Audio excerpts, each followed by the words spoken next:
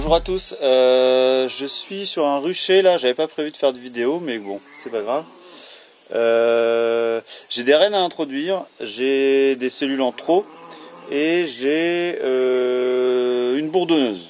Donc habituellement les bourdonneuses je secoue et elles se répartissent parce que je m'en occupe pas trop. Là il se trouve que ça tombe le jour où j'ai des cellules de libre. Donc je me dis pourquoi pas essayer de rattraper le coup, des fois ça marche. Après je suis pas trop confiant parce que voilà, souvent ça vaut pas le coup de s'emmerder avec les bourdonneuses. Après c'est vrai, si vous avez 3 ruches dont 2 bourdonneuses, ça vaut peut-être le coup de les sauver. Donc on va regarder ça en fait, simplement je secoue un peu devant, quoi, quelques mètres devant. Et théoriquement la pondeuse, parce que alors la bourdonneuse c'est soit une vieille reine qui pond que du mâle, soit une ouvrière qui s'est mise à pondre et qui fera que du mâle, quoi, que du bourdon, donc d'où l'expression bourdonneuse. L'idée c'est de secouer toute la population pour que la bourdonneuse, qu'elle soit reine ou ouvrière, pour que la bourdonneuse n'arrive pas à revenir jusqu'à la ruche ou la ruchette. Et à ce moment-là, ça nous fait une population qui est prête à accepter notre cellule de reine. Voilà, ça c'est la théorie. Moi, je n'ai jamais de très bons résultats avec ça. Bon, en même temps, ça fait longtemps que j'ai pas essayé du coup. Mais bon, voilà, puisque c'est l'occasion de voir ça, et comme des fois ça marche en désespoir de cause, on va regarder ça. Vous avez marqué ?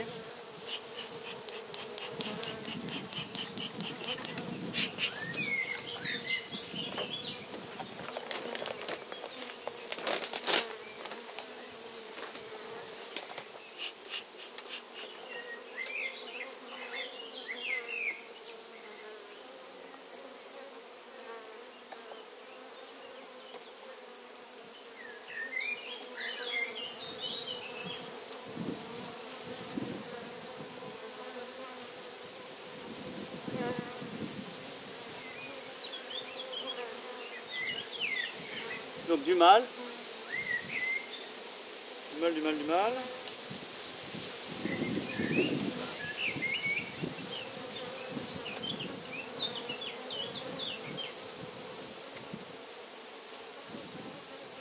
Du mâle, du mâle, du mâle, que du mâle.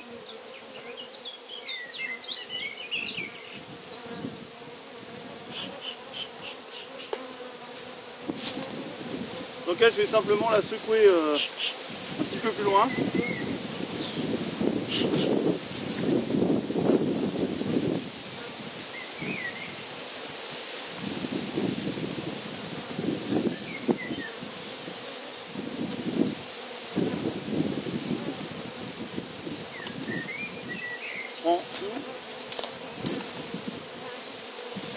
Petit travelling pour que vous vous rendiez compte de la distance. Je vais faire ça par là.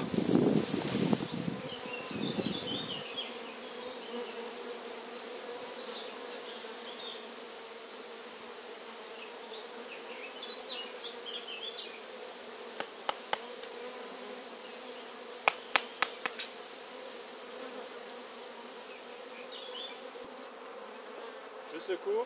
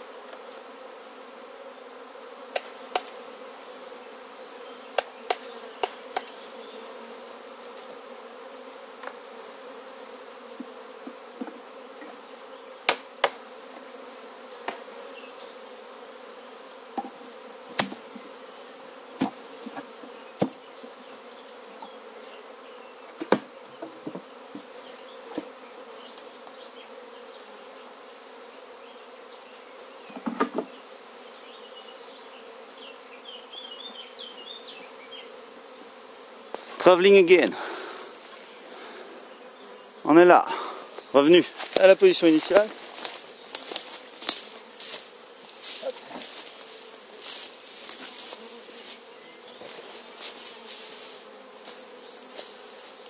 tout le monde est en train de revenir.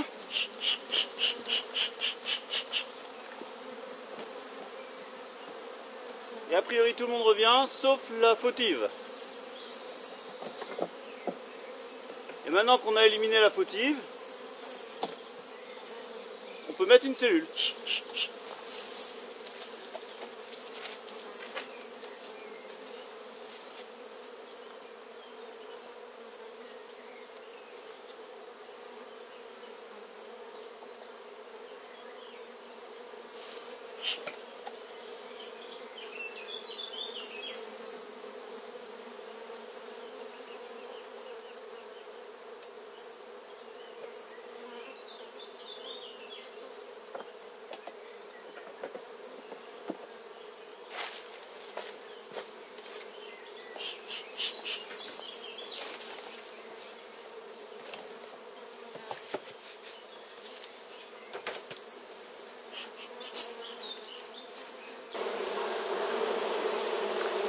Donc là on voit tout le monde qui rentre, sauf théoriquement celle qui pondait parce qu'elle est trop lourde, elle a développé des organes génitaux, enfin plus ou moins des organes génitaux pour pouvoir pondre, donc elle va pas revenir, que ce soit une reine ou une ouvrière. Donc là on se retrouve avec le problème éliminé entre guillemets, et nous voilà avec une ruche dans laquelle on peut réinsérer ce qu'on veut. Donc là j'ai remis une cellule royale de 5 jours.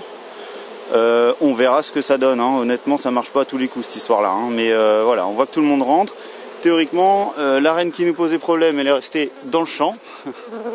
Théoriquement la reine qui nous posait problème elle est restée dans le champ. Et le retour ne se fait que pour celle qui fonctionne bien. Donc bah écoutez, on verra si ça marche.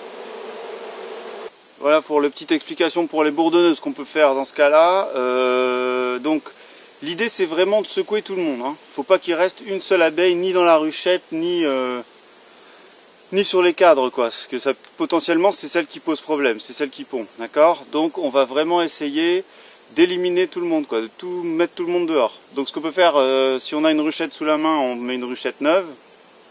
Moi j'aime bien reprendre leur ruchette parce que il y a l'odeur, il y a etc. Donc voilà, c'est leur ruchette, elles retrouveront plus facilement, bon voilà. Sauf en cas de maladie où on élimine, mais ça c'est encore différent. Mais là cette bourdonneuse, c'est un essaim que j'ai laissé filer, qui n'a pas pris la cellule et qui a viré bourdonneux. Encore une fois, c'est vraiment pas garanti ce type de manip, mais bon, si c'est pour sauver une colonie, pourquoi pas, faut savoir. C'est vrai que c'est un peu barbare de secouer tout le monde, mais si vous la laissez comme ça, elle est morte quoi. Donc autant utiliser la population pour la faire perdurer, si on peut y arriver quoi. Bon, c'est mon point de vue. Après voilà, vraiment l'important c'est qu'on secoue tout le monde, que tout le monde finisse dans l'herbe. Et qu'il y ait vraiment que celle qui puisse retourner avec le vol à la ruche qui retourne. Et là vous avez une chance de sauver votre bourdonneuse. Faut pas que ce soit trop tardif, hein. Si vous n'avez plus que du mâle, voilà, faut qu'il y ait de l'ouvrière, faut qu'elle puisse nourrir la reine, etc. Hein. Faut pas arriver trop tard en fait. Les bourdonneuses, faut s'en rendre compte assez vite quoi, hein.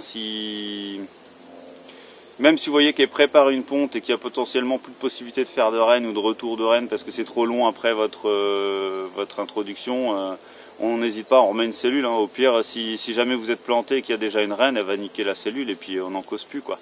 Donc faut pas hésiter, si vous avez un élevage de rennes en route, n'hésitez pas à remettre des cellules dans des petits essaims où vous avez un doute quoi. Au pire la reine présente va tuer la cellule et on n'en cause plus, c'est pas grave quoi.